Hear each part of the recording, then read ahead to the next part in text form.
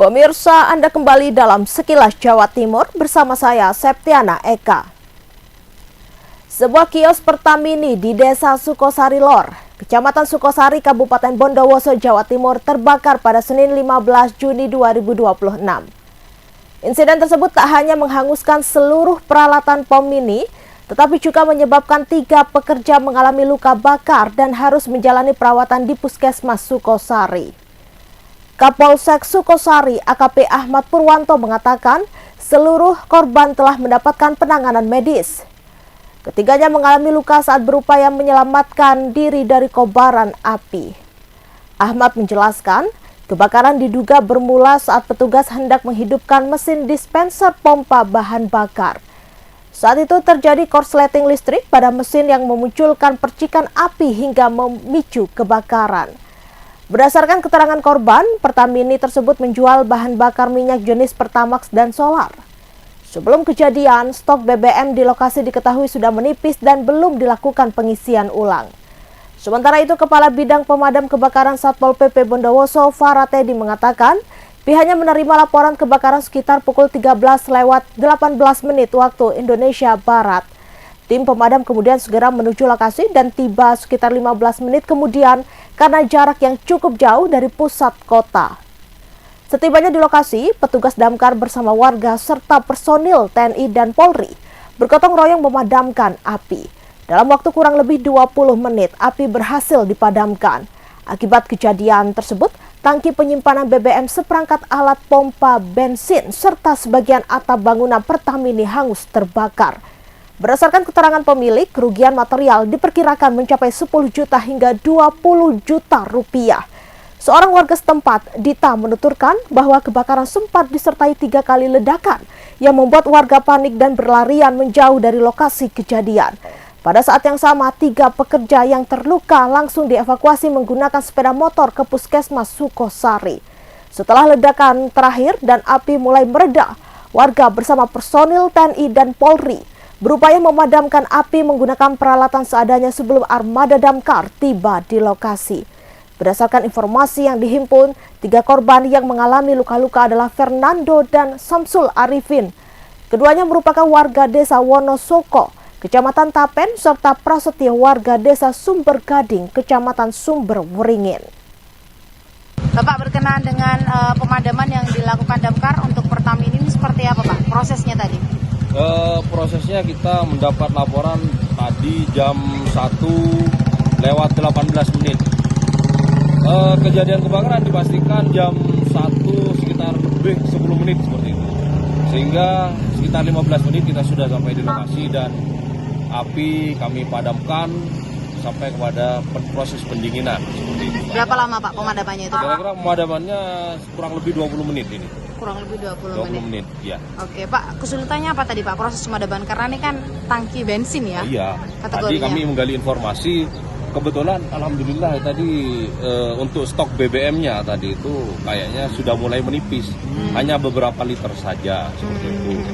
Dan untungnya tidak nyetok lagi. Kalau nyetok lagi ya kita tidak tahu bagaimana kebakaran itu terjadi. Ya. Stoknya menipis. Oke. Stoknya menipis BBM-nya. Berapa armada yang dikerahkan? Armada yang dikerahkan 1 karsetro, 1 water supply, 1 rescue. Iya, 3. Terus kemudian 1 yang kapasitas 6.000 liter, satunya 5.000 liter. Oke. Pak, untuk kerugian berapa ini, Pak? Informasi dari yang punya POM ya, sekitar kurang lebih 10 juta sampai 20 juta. Karena di situ kan yang rusak bagian atap. Terus kemudian BBM-nya sudah tinggal sedikit stoknya seperti itu. Pak, hasil pengecekan tadi di sana, Pak, apa saja, Pak, yang hangus terbakar ini? Yang hangus terbakar di situ Atapnya ya? Isi dalam gedung, terus atap, terus kemudian mesin pompanya itu. Merambat ke pohon juga. Merambat ke pohon juga ini sampai ke atas, tapi sudah tidak diperkirakan sudah tidak berkembang lagi. Tidak ada barang-barang elektronik lain, Pak? Barang Dilaporkan elektronik lain masih dalam penyelidikan dari pihak ini, yang punya ya. Sementara yang kami dapatkan informasi yaitu pompanya memang rusak. Pompanya yang mulai korslet itu adalah pompa. Dugaan sementara kan? Enggak, yang pompa memang seperti itu. Seperti itu kan dari pemilik pom.